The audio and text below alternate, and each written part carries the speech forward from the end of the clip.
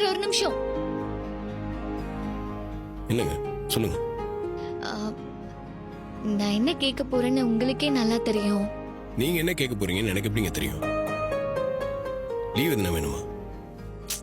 விளையாடாதீங்க sir. இந்த சாமி புடவைய ஏலத்துல எடுக்கணும்னு எங்க அம்மா எவ்வளவு ஆசைப்பட்டாங்கன்னு தெரியுமா? உங்க அம்மா ஆசைப்பட்டாங்கன்னா அதுக்கு நான் என்னங்க பண்ண முடியும்? சரிங்க, எனக்கு கொஞ்சம் வேலை இருக்கு, நான் கிளம்புறேன். சார் சார் சார் இருங்க சார்.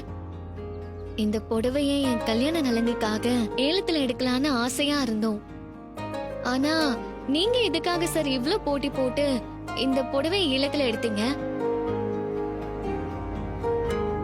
இந்த சாமி புடவை எப்படியாவது ஏலத்தில் எடுத்துடணும்னு நினைச்சேன், அதனால தான் எடுத்தேன். இது கோயில் விடுற பொதுவான ஏலங்க, இது யார் வேணாலும் எடுக்கலாமே. அதே எனக்கு தெரியும் சார்.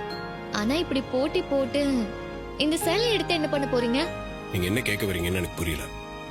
இல்ல சார், நீங்க கல்யாணம் பண்ண போற பொண்ணுக்கு இத பரிசா கொடுக்க போறீங்களோன்னு நினைச்சேன். இந்த புடவை யாருக்கு போகணும்னு இருக்கோ அவங்ககிட்ட போய் சேர்ந்துரும்.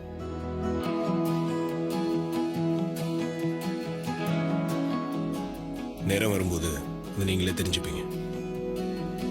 பாருங்க.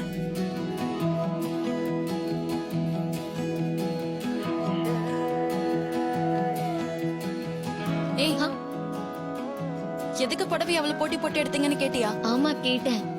என்ன சொன்னாரு? அவர் ஆசைப்பட்ட யாருக்கும் இந்த புடவையை எடுத்துட்டு போறாராம்.